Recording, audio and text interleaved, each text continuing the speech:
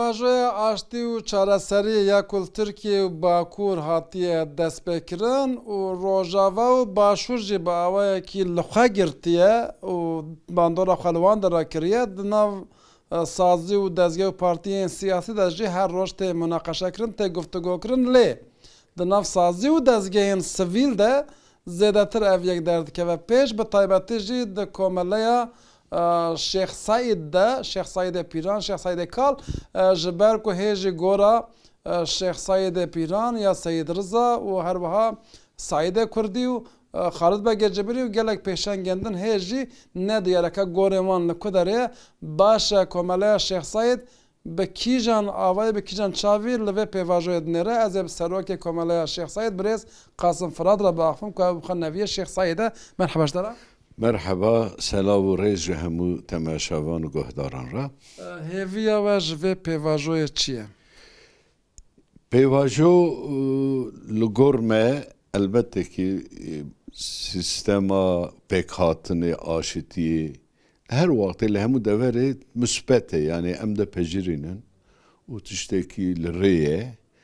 Lêbelê hin şert û mercê wî hene. Em dibêjin madem destpêka şerê Türk û Kurdan di 1924 da bi şeklekî fermî hat înkarkirin û di 25 da jî Kurd bi şeklekî fermî serhildan çêkirin hatin berhev, divê ku ew were ziman û li ser wî nîqaş çêbe û hevdû helal bikin. Em hazirin eger aşitî heye were em li hev werin.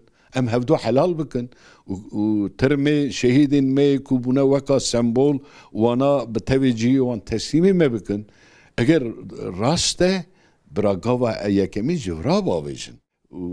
Hadê selamu aleykum ez hatim wer nabe yani divê ku em meselê xwe qise bikin û gava yekemîn jî di nava Tirka da û wexta komara Tirk saz bû duî 25 da dest pê kir ev şera. Eger levhatinekî heqîqî çêbe divê ku em vî meselê qise bikin. Em divî warê da jî gav bavêjin. Mesela çi gav bê avêtir û nebêjin ev pêvajo ji dile û wê bi silametî biçe serî. Yani di aşitiyê da yek şertekî heye. Hin şert û mercê aşitiyê hene. Ew tiştê ku li ser hatiye şerkirin çi ye divê ku ew mesela were holê. Me li ser vî erdê hanê li ser vî zebiya hanê me li hev da me hev kuşt û were em viyan çareser bikin û bînin holê û hinek hin teref fedakarî bikin û aşitî ancak bu şeklê tê holê.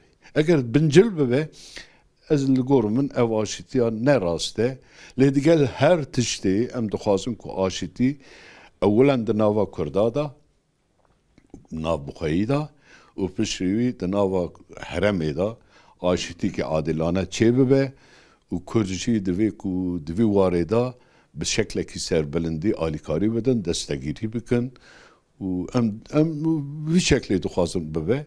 û nê careke din serî li sazî û dezgehên dewletê bidin ji bo ku ciyê gorên wan bên eşkerekirin. Anka di dada mezin da ye yani anayasayê da ye dava me û bincil kirin eviya bû sal û nîvê persîv jî nadin nabêjin erê nabêjin tiştekî jî lê eger ev pêvajo bi ser nekeve ez bawer nakim bibêjin heye. Yani ewlê şer ewlê levxistana Türk û Kurdan di nava Tirkiyeyê da 1925 û zagonê 24 e divê ku va were ziman û Kurd divê ku vî pêvajoya ku dunya lê xwedî derketiye ev dunya vî pêvajoyê ji bo me projekiriye daye pêşiya me divê ku em li viyan xwedî derkevin em viyan ihmal nekin eger em ji bo berjewendiyê xwe siyasî û şexsî û menfietê heremî lokal em viyan xirab bikin ev ya heram e guneh e dîrok jî ew ê hesab bipirse kî viya xirab bike û xuda jî tarîx jî hemû divê ku em li viyan xwedî derkevin mesele ev e. Zor spas. Huner hebin Kurd mağdurin, Kurd mezlumin pir bedel dane tu dünyayê da milletekî qasê Kurdan civaka Kurd bedel nedaye. بس گناه ای کو ریوبریه دکن براوانا جی هنکی عقل خو بینن سری خو gelek spas Gelek sağ ol. zor spas ji birêz Qasim Firat ra ku serokê Komeleya Şêx Saîd e û di heman demê de jî yek ji neviyê Şêx Saîd e fikr û ramanên xwe yê derbarê vê pêvajoya aştî û çareseriyê da daxwaz û hêviyê xwe bi me re parve kir.